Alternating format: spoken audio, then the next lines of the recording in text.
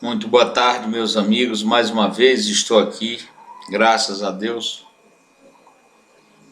na tribuna política, para falar de assunto importante que interessa ao Brasil. Hoje são 1º de março de 2020 e eu vou falar alguma coisa irônica aqui sobre o Estado ou os estados brasileiros, alguns. Meus amigos e minhas amigas, me encabula muito, me deixa muito triste e pensativo a situação de alguns estados do Brasil. Por isso eu faço uma pergunta: como destruir um estado? É difícil, é uma tarefa ingente, pois procurem aos políticos do Rio Grande do Sul, procurem aos políticos do Rio de Janeiro, procurem aos políticos de Minas Gerais, procurem aos políticos do estado de Goiás, procurem os políticos do Nordeste, enfim, procurem aos políticos brasileiros, porque o presidente Jair Bolsonaro pegou um estado praticamente falido. O Brasil estava praticamente falido e nós temos mais de um ano, um pouco, que não ouvimos falar de corrupção no governo atual. Podem criticar o presidente Jair Bolsonaro, a família dele, de serem exógenos, preconceituosos, agressores, mas o Brasil tem se recuperado distante, muito longe da corrupção, graças a Deus. Mas se quiserem saber como destruir um estado, procure aos políticos e os agentes públicos brasileiros, que levaram os estados que acabei de mencionar à falência. Juntamente o Estado brasileiro caminhou com essa gente. Foi um arraso que fizeram com os estados, primeiramente, e depois com o próprio Tesouro Brasileiro. Ficou o Brasil, minha gente, em petição de miséria. Isso nós não devemos aplaudir nem aceitar. Não podemos retornar o leito do Rio Seco, porque por ali não passa a vida, que é a água passageira do bom viver, do bom convívio, quando a água é potável. Mas não devemos retornar ao leito do Rio Seco,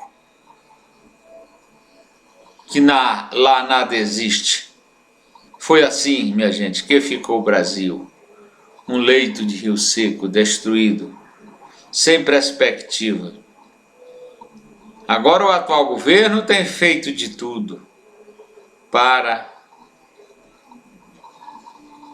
fazer o melhor pelo Brasil. E às vezes, e muitas vezes, é muito incompreendido. Muito incompreendido.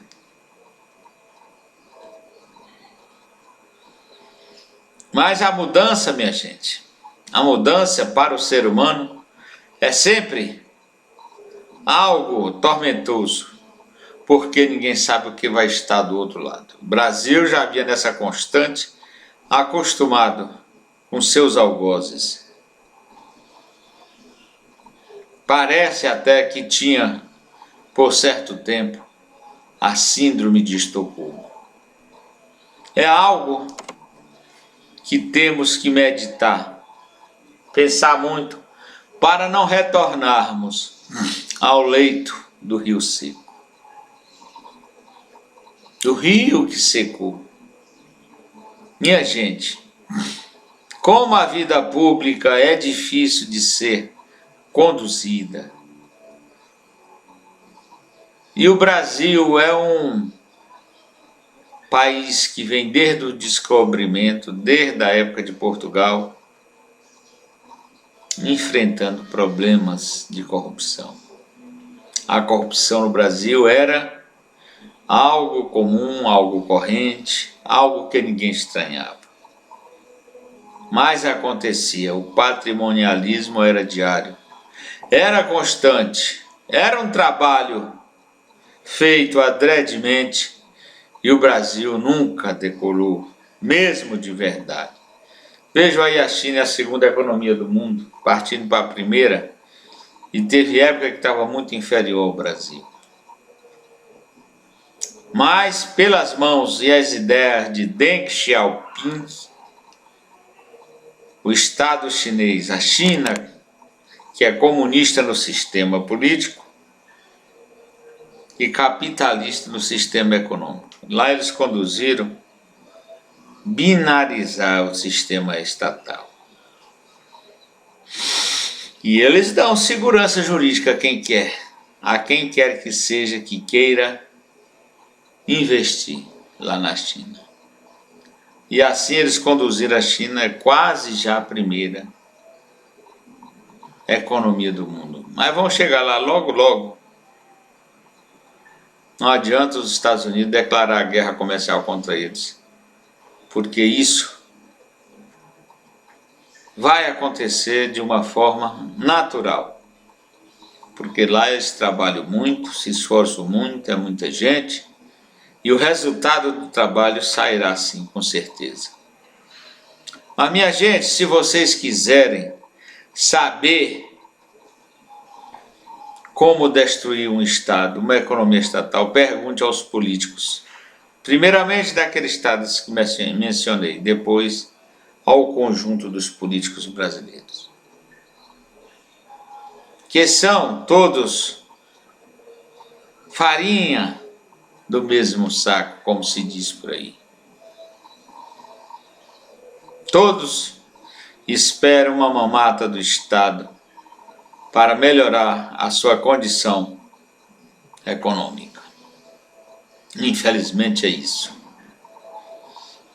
Quase todos, olha que eu conheço muitos políticos, quase todos que eu conheço, têm essa perspectiva em mente. De chegar o momento de subtrair aquilo que tanto desejam. Meus amigos e minhas amigas, se quiserem saber como destruir um Estado, uma economia estatal, pergunte aos políticos brasileiros e também aos agentes públicos, que não deixam de ser políticos, todos são. Meus amigos e minhas amigas, eu passei aqui hoje para fazer essa pergunta afirmativa e afirmação. Como destruir a economia de um Estado, uma economia estatal? Pergunte aos políticos brasileiros. Porque são mestres, são doutores. O Brasil teve momentos assim, em termos econômicos, muito louvável. Mas tivemos também momentos muito destrutivos e preocupantes. Depois de uma falsa bonança, veio a tempestade arrasadora. Depois da crise de 2008, o Brasil só viu escuridão econômica praticamente.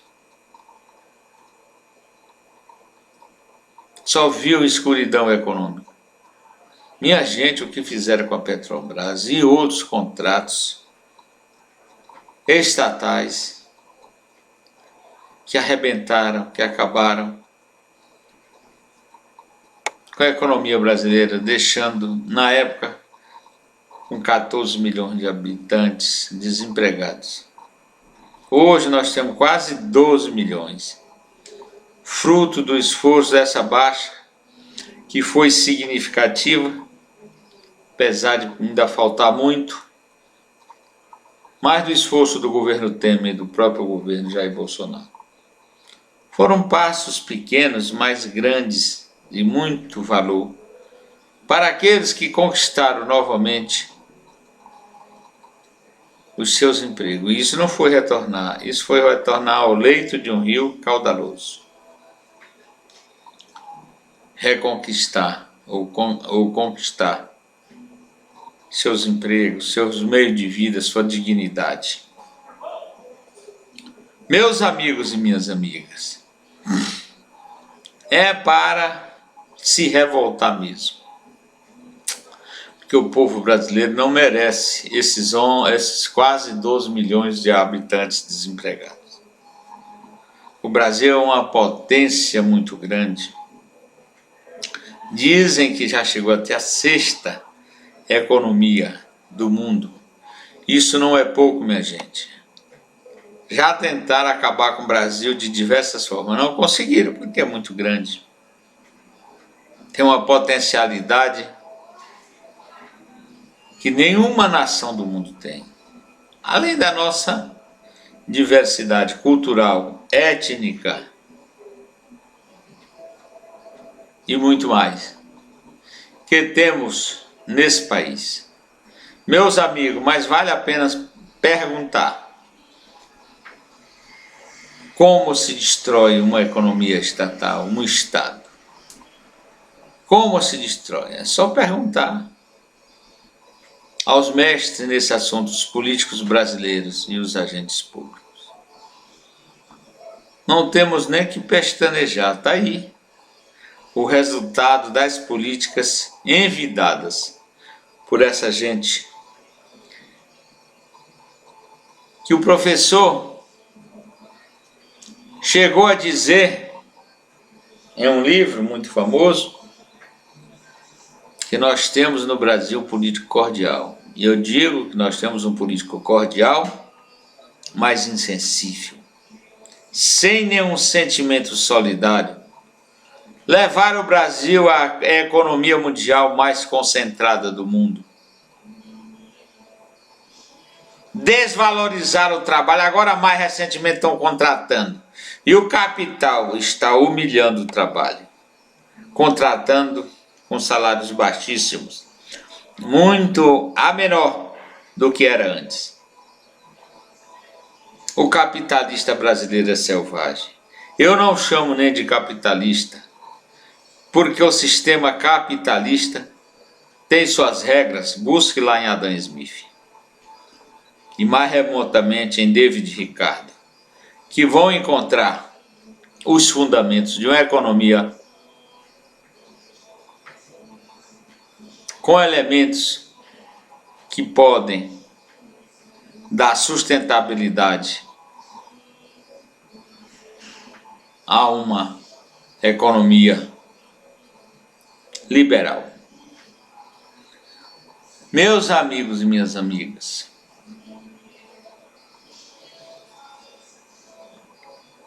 o Brasil tem muito ainda a aprender e a fazer para satisfazer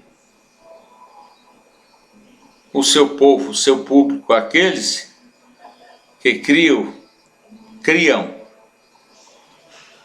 e que fazem a economia nacional.